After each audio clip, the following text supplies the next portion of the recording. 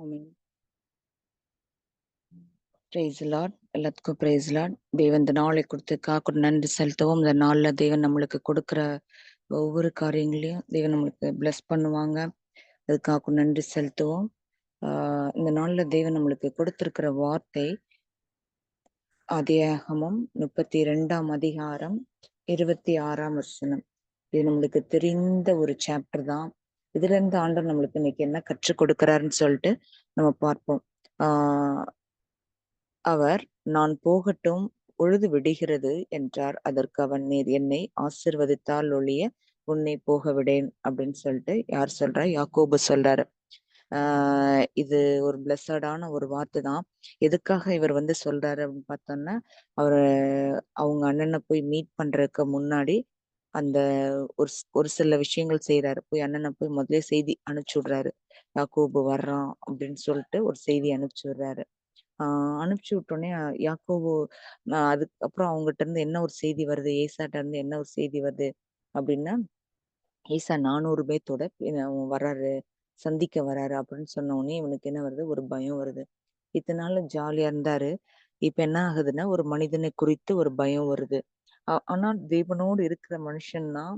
இருந்தாலும் அந்த நாட்கள்ல அவங்களுடைய மாமா வீட்டுல இருக்கிறப்ப அந்த நாட்கள் எப்படிப்பட்டதா இருந்திருக்கும் அப்படின்னு சொல்லிட்டு யோசித்து பார்த்தோன்னா, இதுல ஒரு இன்சிடென்ட் நடக்குது.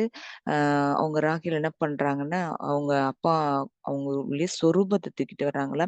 அப்ப அவங்க அந்த சொரூபங்களை ஒருவேளை வர்ஷிப் பண்றவங்களா இருந்திருக்கலாம். அதனாலதான் அப்ப அவன் அந்த கட்டுகளுக்குள்ள இருக்கிறப்ப, வெளியில வர்றப்ப நம்மளுக்கு ஒரு விடுதலை வேணும். நம்ம என்னதான் ஒரு உலக பிரகாரமான வாழ்க்கைக்கு இருந்தாலும் நம்ம டெய்லி நம்ம ஆண்டவருடைய பாதத்துல அமர்ந்து நம்ம என்ன பண்ணணும்னா, ஆண்டவரே என்னுடைய பாவங்களுக்காக நீங்க மன்னிங்க ஆண்டவரே அப்படின்னு சொல்லிட்டு சுத்திகரிக்கிறப்ப நம்ம சில விஷயங்களை நம்ம ஆண்டவரோடு தனிமையா இருந்து நம்ம அதை சுத்திகரிக்கப்பட வேண்டும். அதைத்தான் யாக்கோபு இங்க செய்றாரு. அந்த செய்யறப்பதான் எல்லா சூழ்நிலையிலும் அவர் நெருக்குது. மனுஷனும் நெருக்குறான். அவர் அங்கிருந்து தனியா வர்றாரு. நம்ம ஒரு நம்ம இத்தன நாள் நம்ம இப்ப என்ன சொல்லலாம்னா, ஒரு மேரேஜ் ஆகி ஒரு பிள்ளைங்க போறாங்க அப்படின்னா, ஆ அவங்க இத்தன நாள் அவங்க அம்மா, அப்பா கூட இருப்பாங்க. அதுக்கப்புறம் அவங்களுடைய லைஃப் தனியா அவங்களும் தனியா செட்டில் ஆகி வளர்ற மாரி இருக்கும். அப்ப அந்த வளர்றப்ப ஒரு வித பயம் இருக்கும். நம்ம எப்படி நடத்தப் போறோம்? என்ன பண்ண போறோம்? அப்படின்னு சொல்லிட்டு. இந்த இடத்துலயும் அதே மாரி தான் ஒரு சூழ்நிலை வருது அவருக்கு. அவர் தனியா அவங்க பிள்ளைங்களெல்லாம் கூட்டிட்டு போறாரு. கூட்டிட்டு போற நேரத்துல பார்த்து என்ன வருது ஒரு சூழ்நிலை. எல்லாமே சந்தோஷமா இருக்காது. எல்லா சூழ்நிலைகளையும் ஆண்டவர் கற்றுக் கொடுப்பாரு. ஆ அவங்க அண்ணா வர்றாருன்னு சொன்னோனே அவர் அந்த ஒரு வசனம் இருக்கும். அதிலேயே 7வது வசனத்துல பார்த்தோம்னா, அப்பொழுது யாக்கோபு மிகவும் பயந்து வியாகுலப்பட்டு தன்னிடத்தில் இருந்த ஜனங்களே, ஆடு மாடுகளையும், ஒட்டகங்களையும் 2 பகுதிகளாக பிரிச்சான். அப்ப வியாகுலப்படுறது சாதாரண விஷயம் இல்ல. ஏசப்பா அந்த சிலுவையில அறையப்படுறதுக்கு முன்னாடி வியாகுலப்பட்டார்ன்னு அப்ப வியாகுலப்படுறது இருதயத்திலிருந்து அந்த உடம்பே நம்மள என்ன சொல்ல, அவ்ளோ ஒரு கஷ்டப்பட்ட ஒரு அழுக, ஒரு வேர்வை அந்த ரத்தமாய் சிந்துச்சுல, அது போல அவன் என்ன பண்றான்னா, அவனுடைய இருதயம் எல்லாமே கலங்குது. அவ்ளோ ஒரு கஷ்டத்துல இருக்கிறான். ஐயோ ஆண்டவரே அப்படின்னு சொல்லிட்டு. ஆனா ஆண்டவர் என்ன சொல்லிருக்காரு, நீ போ, நான் உன் கூட இருப்பேன்னு சொல்லிட்டு பிளஸ் பண்ணிருக்காங்க. ஆனாலும் அவன் என்ன பண்றான்னா, அந்த கஷ்டத்துல இருக்கான். அவன் சொல்றான். அப்புறம் அடுத்து பார்த்தோம்னா, அவனுடைய புலம்பலின் ஜெபமா தான் இருக்கும். நீங்க என்னைய வெறும் கோலா நீங்க அனுப்பிச்சு விட்டீங்க. ஆனா இரு பரிவாரங்களோடு நான் வர்றேன். ஆனாலும் ஆண்டவரே இயேசப்பா, நான் என்னன்னா எங்க அண்ணன் வர்றான் அப்படின்னு சொல்லிட்டு. ஆண்டவர் நம்மள ஆசீர்வதிக்கணும்னு சொல்லிட்டு ஒரு தடவை சொல்லிட்டாங்கன்னா, அத பிளஸ் பண்ணத்தான் செய்வாங்க. ஆனாலும் நம்ம என்ன சில சுத்திகரிக்கப்பட வேண்டிய விஷயங்களுக்கு என்ன ஒரு சூழ்நிலை ஆனாலும், டெய்லி நம்மள சுத்திகரிச்சு ஆண்டவருடைய பலிபீடத்துல வைக்க வேண்டிய காலங்களா இருக்குது. இது நம்மளுக்கு லென்த் அண்ட் டேஸா தான் இருக்குது. அந்த லென்த் டேஸ்ல நம்மளுக்கு அநேக விஷயங்கள் நம்ம கேட்டுக்கிட்டு இருப்போம். அநேக காரியங்கள்ல நம்ம அ இந்த லென்த் டேஸ்ல சிலுவை தியானத்த குறிச்சு நெறைய எடுத்துட்டே இருப்பாங்க. அப்ப நம்மளுக்கு நம்ம திரும்பி நம்ம ஒரு வேளை விழுந்துட்டோம் அப்டின்னா, திரும்பி நம்மளுக்கு இது ஒரு சான்ஸ் ஆண்டவர் குடுப்பாங்க. ஆனா இது கடைசி காலங்களா இருக்கிறனால, நம்ம எல்லா விஷயத்திலயும் ஜாக்கிரதை உள்ளவர்களா இருக்கோம். திரும்பி ஓயாம விழுந்து விழுந்து எந்திரிச்சுக்கிட்டே இருக்கக்கூடாது. யாக்கோபு ஒருவித பயம் அவருக்கு வருதுன்னு, அவர் அந்த இடத்துல அவங்க ஆராதனை செய்கிற இடத்துலருந்து வெளில வர்றான். அப்ப அந்த சமயம் வந்து அந்த விக்கிரகங்கள் மத்தியில அந்த விக்கிரகங்கள் எல்லாம் கண்டிப்பா அவங்கள வந்து டிஸ்டர்ப் பண்ணத்தான் செய்யும். இல்லன்னு சொல்ல முடியாது. ஏன்னா நம்மள சூழ்ந்து இருக்கிறப்ப அவங்க அந்த இது வந்து கண்டிப்பா நம்மள டிஸ்டர்ப் பண்ணத்தான் செய்யுது. அதனாலதான் அவனுக்குள்ள ஒரு போராட்டங்கள் வருது. வியாகுலப்படுற மாரி ஒரு போராட்டம். நம்மள சுத்தில இருக்கிற மக்கள் ஒருவேளை ரட்சிக்கப்படாமல் இருந்தாங்கன்னா, இந்த மாரி கஷ்டங்கள் வரும். ஏன் ஆண்டவரே எனக்கு மட்டும் நான் வந்து பைபிள் வாசிக்கிறேனே, ஜெபம் பண்றேனே, ஏன் மித்தவங்களுக்கு நான் வந்து சுவிசேஷம் சொல்றேனே, ஆனாலும் என்னுடைய வாழ்க்கையில என்ன இப்படி ஒரு கேள்விக்குறியா இருக்கே அப்படின்னு சொன்னப்ப, ஆண்டவர் பிளெஸ்ஸிங் வச்சிருக்காங்க. ஆண்டவர் வந்து நல்ல ஒரு பிளெஸ்ஸிங் வச்சிருக்காங்க. ஆனா அந்த பிளெஸ்ஸிங் நம்ம வந்து பெற்றுக்கொள்ள சில விஷயங்கள நம்ம அறிக்கை பண்ணணும். சில விஷயங்கள் நம்ம வந்து ஆண்டவருக்கென்று விட்டுக் கொடுக்க வேண்டிய விஷயங்களாய் நம்மளுக்கு இருக்குது. இந்த நாட்கள்ல நம்மளுக்கு வந்து என்ன பண்றாங்கன்னா கற்றுக் குடுக்குறாங்க. அவருக்கு எல்லாமே வசதி இருக்குது. ஆனா என்ன இல்ல, சமாதானம் இல்ல. சமாதானம் வந்து பெரியது. நம்மளுடைய வாழ்க்கையில வந்து சமாதானம் இல்லாட்டினா நம்ம ஒரு நாளும் கூட ஒரு விஷயமும் செய்யவே முடியாது. அப்ப அதுக்கு அந்த சமாதானத்துக்காக அவர் எப்ப போராடுறார்னா, முழுவதும் போராடுறார். சும்மா சாதாரண விஷயம் கிடையாது. இந்த இதுல என்ன இருக்குன்னா, தனி ஜெபம் நம்மளுக்கு வந்து தேவைப்படுது. அது மட்டும் இல்ல, இந்த குடும்ப சமாதானத்திற்காக, என்னுடைய ஊழிய சமாதானத்திற்காக அப்படின்னு சொல்லிட்டு நம்ம பார்க்குறப்ப, அப்ப என்ன பண்றாருன்னா, முழுவதும் போராடுறாங்க. அப்ப ஆண்டவருடைய சமூகத்துல நம்ம எந்த ஒரு விஷயமானாலும் போராடி பெற்றுக்கொள்ளுகிறப்ப, அந்த ஆசீர்வாதங்களை நம்ம பெற்றுக்கொள்ளலாம். அப்ப வந்து அந்த முழுவதும் போராடுறப்ப, அவர் அவர் அந்த அவங்க மாமா வீட்ல இருந்த ஒரு சில விஷயங்கள், ஆண்டவருக்கு பிரியமில்லாத விஷயங்களா இருக்கும். பாவத்துல விழுந்திருக்கலாம். அப்ப அறிக்கை செய்து நம்ம வந்து என்ன பண்ணணுமா, ஆண்டவர்ட்ட வந்து சரண்டர் ஆகணும். அப்போ வந்து நம்மளுடைய பாவங்கள், நம்ம வந்து துரோகம் பண்ணியிருக்கோம் அப்படின்னு சொல்லிட்டு சில விஷயங்கள் ஆண்டவர் நம்மளுக்கு வெளிப்படுத்துவாங்க. "நீ இந்த விஷயத்துல இப்படி இருந்த" அப்படின்னு சொல்லிட்டு. அதுல யாக்கோபுக்கு என்ன ஒரு விஷயத்த ஆண்டவர் ஞாபகப்படுத்துறாருன்னா, அவர்ட்ட வந்து பேரு கேட்கிறாரு. பேரு கேட்கிறப்ப என்ன சொல்றாரு? யாக்கோபுன்னு சொல்லி. இதெல்லாம் நம்மளுக்கு தெரிஞ்ச விஷயம் தான். ஆ அம் ஆனா அவங்க அப்பா பேர் கேட்கிறப்ப என்ன சொன்னாரு? ஏசான்னு சொன்னாரு. அந்த ஏசான்னு சொல்லி என்ன பண்ணாரு? அந்த ஆசீர்வாதத்த பெற்றுக்கொண்டாரு. ஆசீர்வாதம் பிளஸ் பண்றது ஓகே தான். இருந்தாலும் நம்ம வந்து தப்பான முறையில ஆசீர்வாதத்த பெற்றுக்கொள்றப்ப வந்து, சில விஷயங்கள நம்ம அப்பன்னா அதுவும் ஒரு தவறான ஒரு காரியம் தானே, பாவம் தானே. அவரு வந்து அதுல தானே இருக்காரு. அப்ப எல்லாத்தையும் சரண்டர் பண்ண ஓகே. ஆ டாடி நான் எல்லாத்தையும் நான் சரண்டர் பண்றேன்னு சொல்ற மாரி இந்த சிச்சுவேஷன் வருது அவருக்கு. அதனால நம்மளுடைய சமாதானத்துக்காக நம்ம வந்து ஜெபிக்கணும். எப்படி ஜெபிக்கணும்? ஆண்டவர்ட்ட முறையிட்டு நம்ம வந்து ஜெபிக்கணும். இன்னொரு ஜெபத்த நம்ம பார்த்தோம்னா, நம்மளுக்கு நல்லா தெரிஞ்ச ஜெபம் தான் யாபேசின் ஜெபம். அதுல நம்ம பார்த்தோன்னே, ஆ 1 நாளாகமம் 4:9 ஆ 9:10ல இருக்கும். அந்த 2 வசனத்துல தான் இருக்கும். மித்தபடி வேற எதுலயுமே இருக்காது. அந்த யாபேஸ் பத்தி வந்து வேற எங்கேயுமே இருக்காது. யாபேஸ் தன் சகோதரனை பார்க்கிலும் கனம் பெற்றவனாய் இருந்தான்.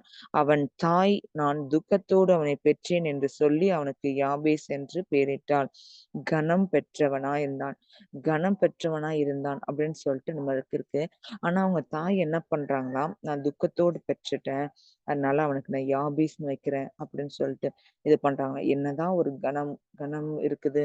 என்னதான் ஒரு சூழ்நிலைகள் இருக்குன்னா, ஒரு தாயோட அன்பு ஆனா அவங்களுக்கு எப்படி இருந்திருக்கும்னு தெரியாது. ஆ ரொம்ப கிடைச்சிருக்காதுன்னு நான் எதிர்பார்க்கிறேன். ஆனாலும் அவர் வந்து என்ன பண்றாரு, யாரு எப்படி என்னை அன்பு செலுத்தினாலும் பரவால்ல. நான் என்னுடைய தேவன்ட்ட நான் வந்து முறையிடுவேன்னு சொல்லிட்டு அடுத்த வசனத்துல சொல்றாரு. யாபேஸ் இஸ்ரவேலின் தேவனை நோக்கி, தேவரீர் என்னை ஆசீர்வதித்து, என் எல்லையை பெரிதாக்கி, உமது கரம் என்னோடு இருந்து தீங்கு என்னை துக்கப்படுத்தாதபடி, அதற்கு என்னை விலக்கி காத்தருளும் என்று வேண்டிக் கொண்டான். அவன் வேண்டிக் கொண்டதை தேவன் அருளினார். ஒரே வசனத்துல முடிஞ்சுச்சு. அவன் வேண்டிக் கொண்டான், தேவன் அருளினார். முடிஞ்சுச்சு. வேற எதுவுமே கிடையாது. ஆனா ஒரு வார்த்தை சொல்றார். "தீங்கு என்னை துக்கப்படுத்தாதபடி" அப்படின்ட்டு. அப்ப தீங்கு என்னை துக்கப்படுத்தாதபடின்னா, அவருக்கு அந்த நாட்கள்ல அவருக்கு வந்து தீங்கு விளைவிக்கக்கூடிய விஷயங்கள் நடந்திருக்குது. அதனால தான் அவர் வந்து கேட்கிறாரு.